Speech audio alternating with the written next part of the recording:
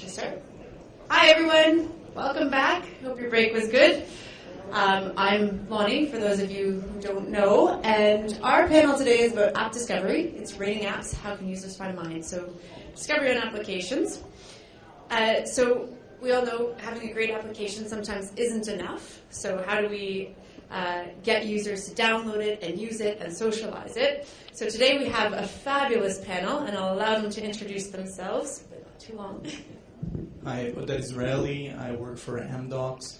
Amdocs is known for its billing systems, but two less known areas that we're in are our Enreach partner that works with the startups in Israel and other places in order to introduce innovation to wireless carriers around the world, and our digital services division, which deals with mobile portals, apps, mobile payments, personalization, and the like.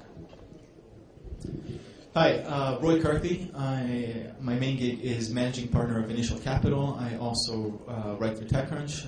At Initial, we invest in early stage startups in Israel and in Brazil. If you're working on something I should know about, email me at roy@initial.vc. Hi, I'm Omer Perchik. I'm the founder and CEO of Any.do, which is a smart reminder application on mobile devices. We just launched last week on iPhone, we launched 6 months ago on Android and Chrome last week, and that's it. Hello, my name is Joe Meyer. I'm the CEO of HopStop. HopStop is the largest provider of multimodal pedestrian navigation and transit routing in North America, behind Google Maps.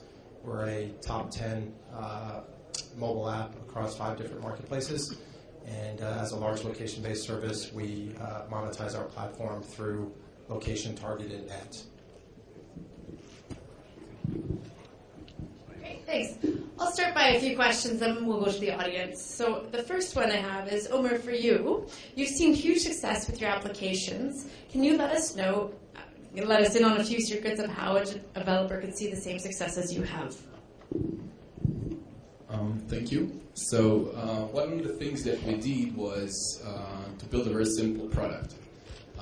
And the thing with Any.do, which is, as I said, it's a smart reminders application, it's a mass consumer product. Each and every one of us had several to-do lists over his life cycle, tried a few, left a few, and it's something that people are constantly looking for. So by nature, it's easier for us to market our product because it's a product that everybody uses. My mother uses, my grandmother knows what's a to-do list. So that's first.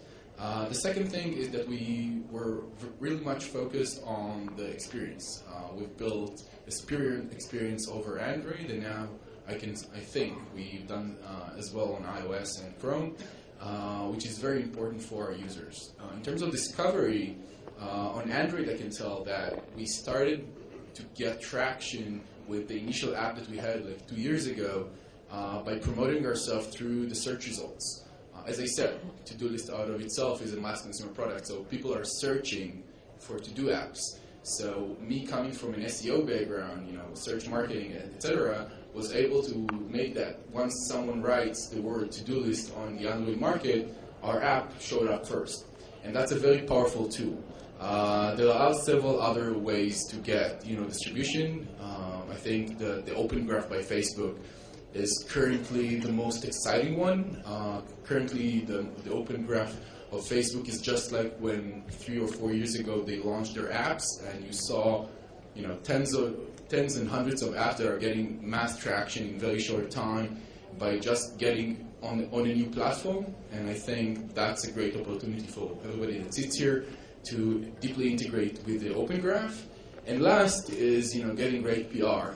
Great PR gets great peaks at the beginning, and the thing is that you need to sustain it over time. So my suggestion to you would be get a great buzz at the beginning, but then constantly work and being on the media all the time. Build different types of stories to different types of media that are appealing and interesting, and give everyone his take and his whatever interests him, so you can get on top of the news all the time. That's very important. That's one of the things that helps Any.do. Great. Thank you. Thank you. Joe, this next one's for you. Is there a difference in discovery efforts between the various platforms? And if so, what is it? Yeah, we found that iPhone and iTunes is a much better discovery process than, let's just say, Android. Not as familiar with BlackBerry, even though we do have a BlackBerry app. But I would echo a lot of what Omer said in terms of we do a ton of keyword optimization. Every time we release a new app update, we're always examining those keywords in the app descriptions. And as a transit routing service, we are knowledgeable about what users are searching for, acronyms of transit agency names, key buzzwords in terms of pedestrian navigation. We want to make sure that they're in our app description. PR works incredibly well for us as an app discovery tool. And then, one thing that's going to sound kind of obvious, but we, as a top 10 app, the best way to be a top 10 app and stay a top 10 app is to be in that top 10 list. It's hard to become dislodged once you're in that top 10.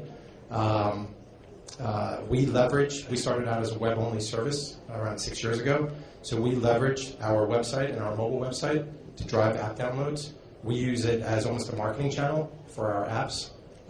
We monetize our web and mobile web presence, but anytime someone goes to our website or mobile website, they are automatically prompted for a download of our mobile apps. And then we also device detect when they go onto the mobile website, so we know if they're a BlackBerry user, an Android user, or an iPhone user, and automatically prompt them for a download. So. Great. Thank you. Oded, this next one is for you. We know that specific applications can be a unique selling point for carriers. What role do carriers play in promoting their apps? So I think that carriers back in the day were the only organizations that could push applications or applets or games into the feature phones. And obviously with the internet and mobile internet, that has changed a lot. But still carriers carry a significant consumer base, and they're trying to differentiate based on the value-added services that they bring, including applications. So I think there are three main ways that carriers today promote apps. One is their own on-portal application stores or media stores where they promote their own communication apps, like we heard Telefonica and ToMe, and also other partners' apps that use carriers to promote their applications, usually for local content. The second concept that we see arising is store-in-store. So Telefonica, for example, has closed their app store, but they're working with Google, just like other galaxies, Telenor and others, to create a tab within the Google Play Store to place content that they would like to promote. So the store-in-store concept is within the App Store, create something that is unique for the market and lets the carriers promote their own content or partners' content. And the third part is still pushing applications, and that sounds like old ages, but it still happens. So if a carrier wants to push an application to a device that it's providing and subsidizing, it can still do that in a lot of geographies around the world. So if you're a partner technology or a partner app that the carrier would like to push in order to bring such unique selling proposition to the market, the carrier can provide the device with pre-installed apps. And for the less tech-savvy customers who don't know how to search apps or discover apps, they get what they have. And being there drives a lot of traffic. Thank you. Just one more question on that. Is it difficult to do with the carriers? Are they pretty protective about what they put into their stores, or is there?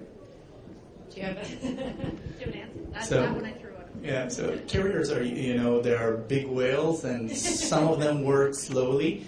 But I think in this time of price war and differentiation in the effort to avoid becoming a dumb pipe, they're actually looking for such content, for such differentiating content and value-added services that can help them. So most of it is around their generic products like communication. So we see a lot of carriers doing voice over IP and video over IP and aggregation of social networks and messaging. But other applications like safe driving or navigation, etc., are also very popular. So I don't think it's too difficult. You just have to have the right channel into the operator, speak with the right person, and usually it works. Yes. Thank you. I was just going to add to that. So HopStop was promoted within the T-Mobile marketplace, a separate tab within the Google Play market. And from the beginning of our communication with T-Mobile to the point he started being promoted was around 3 days, which is miraculous. But then AT&T reached out to us, 3 or 4 months ago, and we've been talking to them ever since about it, and it still hasn't happened. So it really depends on how motivated they are and who you're talking to. But some of them move very quickly, and when we were promoted by T-Mobile in the tab within the Android marketplace, our downloads skyrocketed during that time frame. So it definitely does drive downloads. And they're looking for premium content, and again, they usually look for the top 10 lists within the various categories, and usually utilities. So become top 10 in that. It helps.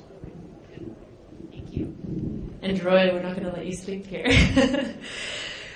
So how can developers use the media to promote their applications? All right. Well, there's no silver bullet for this. There's no magic formula. Honestly, and this is going to sound a cliche, you really just need a good product. When I look at some of the applications I've been seeing in the last year and a half, whether it's Viber, it's Mobley, it's Any.do, it's GetTaxi, it's Onavo. You really don't need to convince me. You don't need to schedule an hour's meeting. Say, listen, we really want to explain the vision and the product and what it does. It's very obvious. It's kind of between the pixels. I keep saying that there's certain magic between the pixels. Instagram had magic within the pixels. There's something at Mobley between the pixels. Stuff's organic. It's very elusive. It's to create magic. It's going to sound crappy advice, but create some magic. If the app requires explanation, if it requires explaining the vision, if it requires explaining of any sort, well, you're kind of shit out of luck at that point. Certainly, tech bloggers are savvy. We really don't need to be spoon-fed, believe it or not. The older media folks, well, no. I say that specifically because old media folks, print journalists and stuff, they're not the savviest folks in the world in terms of understanding what exactly real-time technology is doing, or zeitgeist technology, say maybe that way. We kind of do. So when we see something like Any.do, when we see something like Waze or Onavo or again Mobley or stuff like that, it's pretty instantaneous. So my best advice is to create magic. And by the way, for example, I saw Viber about half a year before it was launched. Okay, and they prepared a ton of money for marketing. They had it ready to go, hundreds of thousands of dollars. And I said, listen, why don't you just drop it out and announce it, and then stand back for a couple of days, see what happens.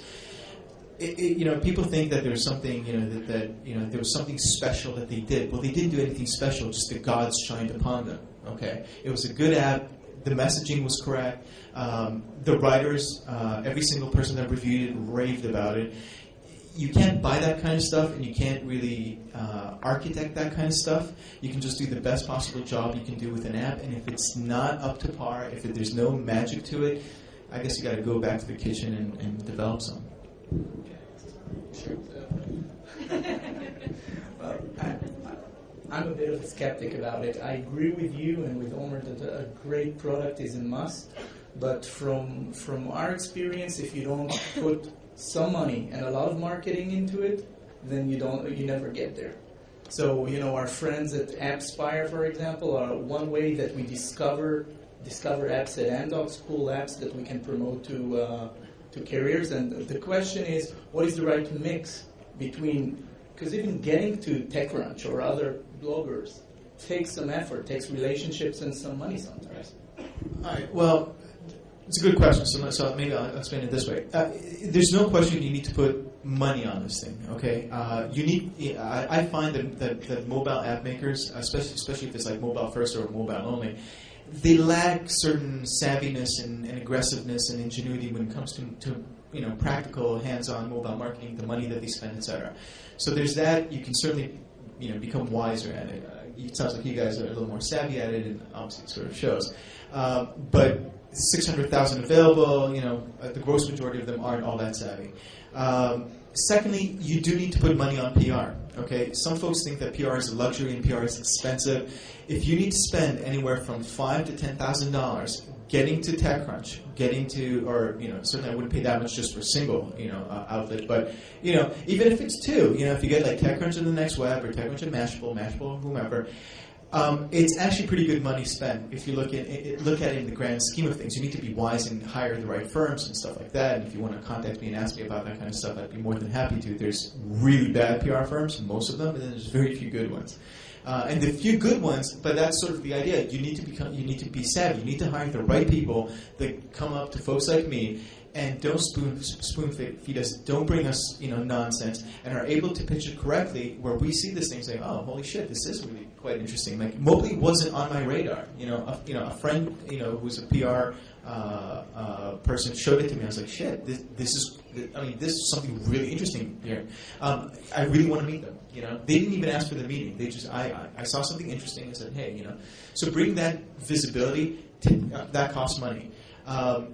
But there's no way around the product. So you need a good product, and then you need to spend some money on it. The money doesn't necessarily have to be AdWords or paid media. But I really do suggest that most of you be in the mindset that you need somewhere between $5,000 and $10,000 on a retainer, anywhere between 3 and 6 months from launch, and have a good product roadmap.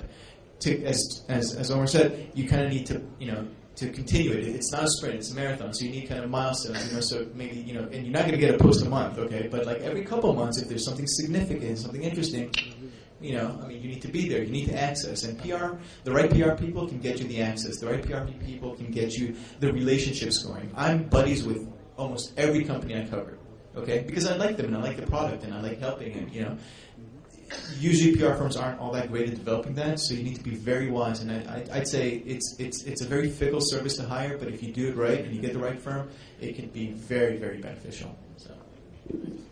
Yes, please. I'm sorry, but I disagree. We haven't spent $1 on acquiring the user.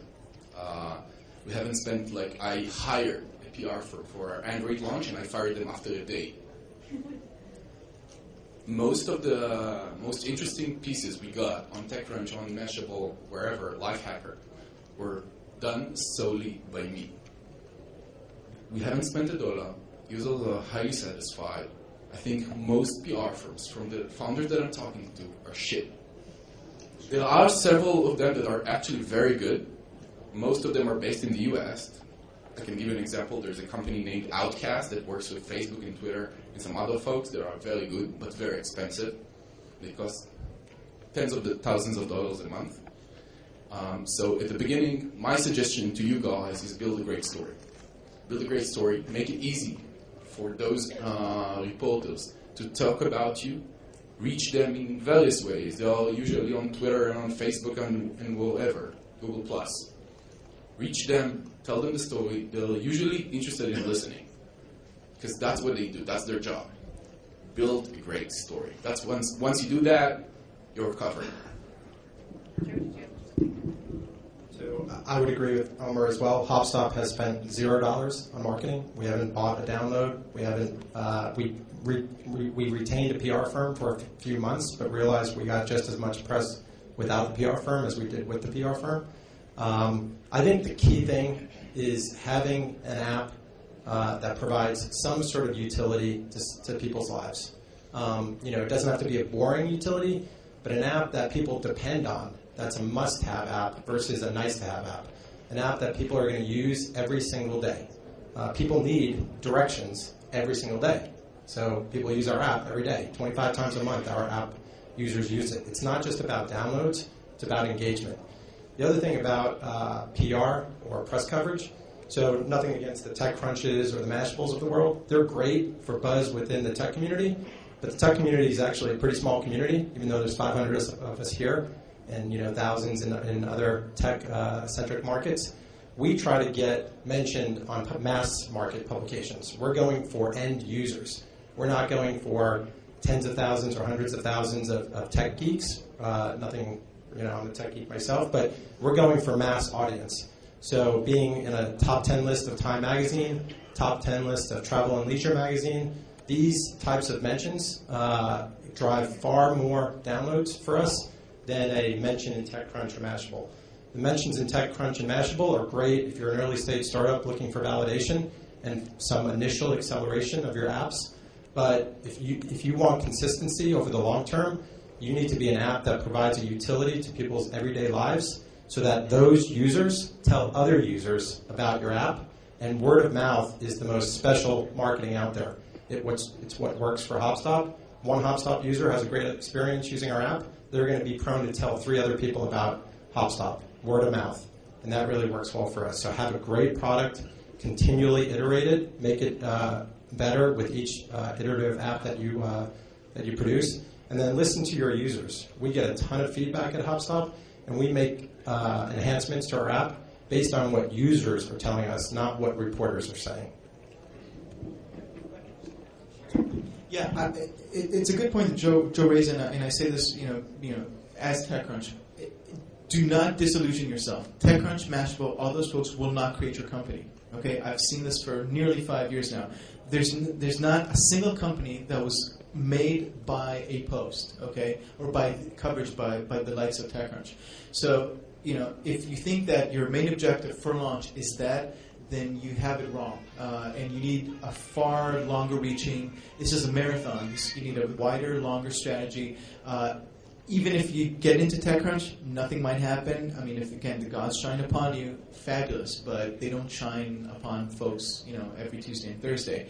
So creating a utility, and unfortunately I don't see enough of it in my deal flow, and I love utilities. Utilities, you can't, they don't go out of style, it's like tasks. Well, when are they going to go out of style? They're not, yeah, I mean, it's not particularly sexy, but they're extremely useful, and engagement is high and stuff like that. So if you're building a utility, by the way, I'd like to know about it, okay? But yeah, don't expect TechCrunch to be your savior or Mashable or any of those folks. Absolutely not. Great, thanks. Some great advice. So now we're going to open up the questioning to the audience. This microphone, unfortunately, projects outside. So if you do have a question, it goes outside, so everybody can hear. Unless you want everyone to hear your question. Yes? The question is, do you think there's some kind of mobile bubble like there used to be in the .com? The question is, do you think that there's some kind of mobile bubble in the like there used to be in the .com era? Who wants to answer that? Yeah. It's sort of a trick question, is there a lot of stuff that's fluff? Yeah. Is there a lot of stuff that is getting hyped? Sure. But at the end of the day, even with hype and bubbles, Amazon.com persevered. Yahoo, argue it's still a huge business, and it persevered. The thing with bubbles is the fact that they exist does not negate the fact that there's a lot of value in a bunch of companies that are created. And I think we're seeing some extraordinary companies being built. I think companies like Uber and Get Taxi and TaskRabbit, and my God, exceptionally interesting companies that are not going to disappear very, very quickly. Is there a hype in terms of press buzz? Sure. Is there a hype regarding valuations? Absolutely, there's no question about that. But that's not a good or a bad thing. It won't help you, raise money. It won't help you get press coverage, or it won't, and it won't hurt you either. You still need to be as good as you can be, regardless of hype or not. I saw a slide maybe 2 hours ago by one of the earlier presenters that alluded to mobile having around 30% penetration and usage vis-a-vis other means of media, whether it be TV or internet or radio or newspaper and print. But only 1% of total ad spend is being spent on mobile today. And obviously there's multiple ways of monetizing mobile. But that gets an app developer like me excited, especially one that can target ads based on people's whereabouts and location. There's tremendous room for upside. If you look at a $30 billion internet ad spend market today and only a $2 billion mobile ad spend market today, yet the majority of the eyeballs are going to mobile, I think there's tremendous room for upside, and we're just at the tip of the iceberg.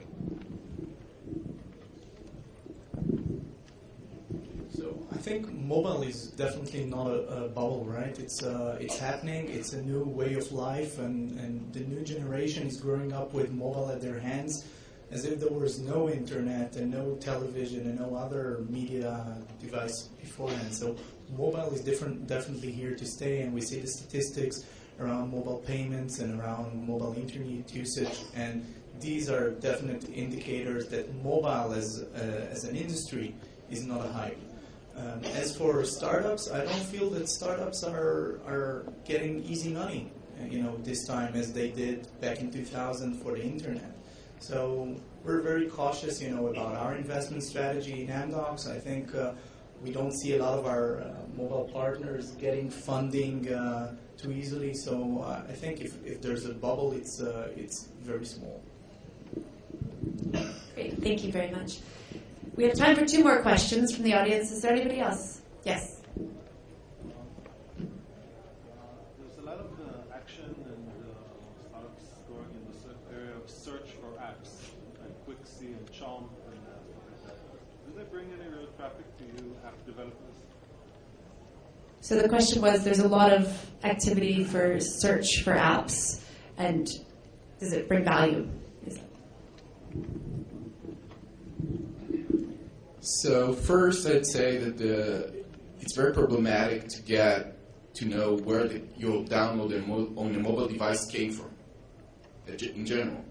Chomp is now a part of Apple, so it's part of the App Store in a sense. Quixie, I know Omer very well. I don't think that they have that much of traction currently. I know about their future plans and future deals that are going to strike, and I think they're going to be huge, specifically Quixie. But I think that currently what makes, the vast majority of downloads is either you get viral or either you get, promoted by one of the app stores. Those are the most cost-effective things. It's not PR, it's not nothing. Those are the major 2. After that, there are a lot of other ways, from incentivized downloads from Tapjoy or whatever. That's currently the question. I do think there is a multi-billion-dollar company that is going to become the app search, in the world of app search discovery. I think there is a huge opportunity in cross-app discovery, becoming the layer that opens new types of apps based on what you want to do. I think there's a huge company that's going to do that. But currently it's still premature.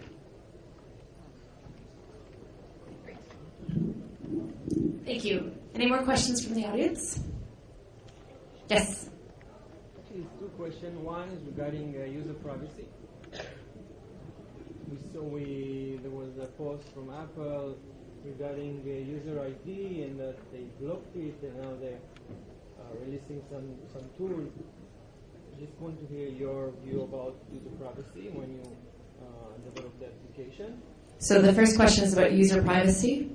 And the second one is regarding the support for TV platforms when you develop how do you envision when you build the strategy of the application to support multiple platforms? And the support for TV platforms and building the strategy for multiple platforms. I'll give that one to you. Yeah, so I'll start with the second one. TV is going to be huge, and it's the next revolution in many ways. We're not there yet. We're still a small startup in Israel, trying to figure out, the product, distribution, etc. So TV is something that is interesting. We're getting inbounds from the biggest vendors, from Samsung and LGs, to integrate it and stuff. We're not at that in this stage as a company. In terms of privacy, the main goal for us to start with the previous app was to understand what people are doing. Our business model, I can't really disclose, but I can say that our business model evolves around the action, helping you getting your things done. That's basically the business model. And we need to understand what people are doing. And in order to understand what people are doing, we need to collect the data. Now, the thing that we did was, we didn't connect the data with you specifically. We didn't know who you are. We knew what are your tasks, and we took it by category, so we understood in terms of what categories are very popular. Commerce, local commerce, making calls to different types of businesses, paying your bills. We tried to figure out by tasks what people are actually doing. So we don't know who you are and what are your tasks, but we know what are the general types of tasks, how do we categorize them into different categories, and how can we help them based on location, context, etc. in getting, in the future we'll be able to provide with the actions. In terms of privacy, I think there is this, Mark Zuckerberg, every time that he pitches Facebook, he says, listen, where there's this graph, and he says, this is the point that we are now, where people are just sharing, their photos and statuses and etc. But over time, you're going to see an exponential growth in the terms of what people are constantly sharing. And you see it with the open graph, which is I just mentioned. Everything you're going to do is going to be shared. There's no there will be no privacy in the world. Like, we're talking a few years from now, but it's going to change dramatically the way we perceive privacy. Now, I'm not saying that we're anyway near Facebook's kind of strategy in terms of privacy, and I think that Facebook in many ways, makes people angry with their privacy issues. But I think there's the future going to change the way we perceive privacy. And if we talked like 5 years back, when I told my mother, hey, I'm on Facebook, I'm sharing my world, she said, why are you sharing your life? Why are you showing your photos? Why are you telling people your statuses and what you think? It's absurd. And over time, you see what Facebook has become. So over time, privacy is going to be less and less of an issue. The only reason it's going to be less and less of an issue would be through utilities and products and services that actually provide value. You won't give your privacy, with no reason. You're going to give your privacy once you do understand the value that comes out giving your privacy. That's my take on privacy. I'll just say one thing about privacy. As a large location-based service that knows the whereabouts of all of our users, we don't take action on any location-based information unless the user voluntarily shares it with us. So we're not tracking our users. We're not doing turn-by-turn tracking where you are without you telling us. We think that's an invasion of privacy and a little bit spooky, and we're not willing to go there.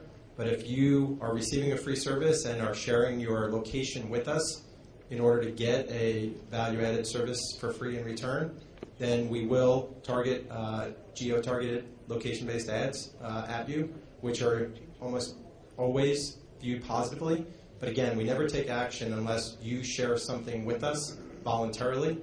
But I think privacy gets a little bit to become a big user concern when app developers are taking action on information about users that aren't shared by users with that app developer.